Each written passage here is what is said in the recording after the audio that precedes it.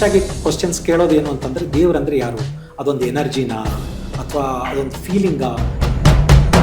ದೇವರು ಇದ್ದಾನೆ ಅಂತ ಭಾವಿಸಿಕೊಂಡು ನಾಸ್ತಿ ಚೇತ ನಾಸ್ತಿ ನೋ ಹಾನಿ, ದೇವರಿಲ್ಲ ಅಂತಾದರೂ ಕೂಡ ನಿಮ್ಮ ಜೀವನವನ್ನು ಸಾತ್ವಿಕ ಮಾರ್ಗದಲ್ಲಿ ಕೊಂಡು ಹೋದ್ದರಿಂದ ಏನೂ ನಷ್ಟ ಇಲ್ಲ. Is a form of energy ಅಂತ ಅನ್ನೋ ರೀತಿಯಲ್ಲಿ ಅದನ್ನ ನಾವು ಹೇಗೆ ಅರ್ಥೈಸ್ಕೋಬಹುದು? ಖಂಡಿತ ದೇವರಿಗೆ ಕನೆಕ್ಟ್ ಆಗ್ಲಿಕ್ಕೆ ಸಾಧ್ಯ ಇದೆ. ಭಕ್ತ್ಯಾ ದುಷ್ಯತಿ ಕೇಶವ. ಒಬ್ಬನೇ ದೇವರಿದಾನ, ಇಷ್ಟೊಂದು ಹೆಸರುಗಳು ಯಾಕಿದೆ, ಅದೊಂದು ಇಷ್ಟೊಂದು ರೂಪಗಳನ್ನಲ್ಲಿ ನಾವು ಚಿಂತೆ ಮಾಡ್ತೀವಿ. ಈ ಗೊಂದಲಗಳ ನಿವಾರಣೆಗೋಸ್ಕರನೇ ಭಗವಂತ ವೇದವ್ಯಾಸರಾಗಿ ಅವತರಿಸಿ ಬ್ರಹ್ಮಸೂತ್ರಗಳನ್ನು ರಚನೆ ಮಾಡಿದರು. ಇವೆಲ್ಲ ಗುಣಗಳನ್ನ ನಾವು ಕೃಷ್ಣನಲ್ಲಿ ನೋಡ್ತೀವಿ ಅಂತ ಅನಿಸ್ತಾ ಇರುತ್ತೆ ನಮಗೆ. ಗೋಪಿಕಾಸ್ತ್ರೀ ಚಡಪಡಿಕೆ, ಅಯ್ಯೋ ಇವತ್ತು ಕೃಷ್ಣ ಬರಲಿಲ್ಲ, ಅಯ್ಯೋ ಇದು ನಮ್ಮ ಮನೆಯ ಕರುವಿನ ಹಗ್ಗ ಬಿಚ್ಚಲಿಲ್ಲ, ಅಯ್ಯೋ ನಮ್ಮ ಮನೆಯಲ್ಲಿ ಏನೋ ತಂಟೆ ತಕರಾರು ಮಾಡಲಿಲ್ಲ, ನಮ್ಮ ಮನೆಯ ಬೆಣ್ಣೆ ಕದಿಲಿಲ್ಲ.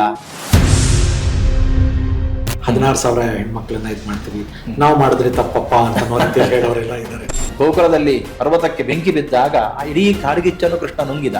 ಅದನ್ನು ಮಾಡುವ ಶಕ್ತಿ ಉಂಟಾ? ಕಾಲಿಯ ಹೆಡ ಎತ್ತಿ ನರ್ತನ ಮಾಡಿ ಅವನನ್ನು ನಿಗ್ರಹ ಮಾಡಿದ. ಆ ಶಕ್ತಿ ನಮಗೆ ಉಂಟಾ? ವಿಶ್ವರೂಪ ದರ್ಶನವನ್ನ ನಾವು ಹೇಗೆ ಚಿಂತನೆ ಮಾಡಬೇಕು? ತನ್ನ ನೈಜ ರೂಪವನ್ನು ಕೃಷ್ಣ ತೋರಿಸಿದ. ನಾನು ಎಷ್ಟು ಅವತಾರ ಎತ್ತಿದ್ದೇನೆ, ಇಡೀ ಸೃಷ್ಟಿಯಾದಿ ಪ್ರಕ್ರಿಯೆ ಸಂಹಾರ ಅಂತ ಏನೆಲ್ಲ ನಡೀತದೆ, ಇದೆಲ್ಲವೂ ನನ್ನಿಂದಲೇ ನಡೆಯತಕ್ಕಂತಹದ್ದು ಎಂಬತಕ್ಕಂತಹ ತನ್ನ ನೈಜ ರೂಪವನ್ನು ಕೃಷ್ಣ ಅರ್ಜುನನಿಗೆ ತೋರಿಸಿದ. ನಿನ್ನ ಅಣ್ಣ ತಮ್ಮಂದ್ರೆ ಅವರೆಲ್ಲ ನಿನ್ನ ಬಳಗದವರೇ, ಅವ್ರನ್ನ ಕೊಲ್ಲು, ನಾನು ಯುದ್ಧಕ್ಕೆ ಬರೋಲ್ಲ, ಆದರೆ ಹಿ ಗೈಡ್ಸ್ ಪೀಪಲ್ ಅಂತ. ಭಗವದ್ಗೀತೆ ಎಂಬುದು ಯುದ್ಧ ಪ್ರಚೋದಕ ಗ್ರಂಥ ಆಗಲಿ ಉಪದೇಶವಾಗಲಿ ಖಂಡಿತ ಅಲ್ಲ ಅಂತ ಇವತ್ತು ಪಾಶ್ಚಿಮಾತ್ಯರು ಒಪ್ಪಿಕೊಂಡಿದ್ದಾರೆ. ಇದು ಮನಃಶಾಸ್ತ್ರ.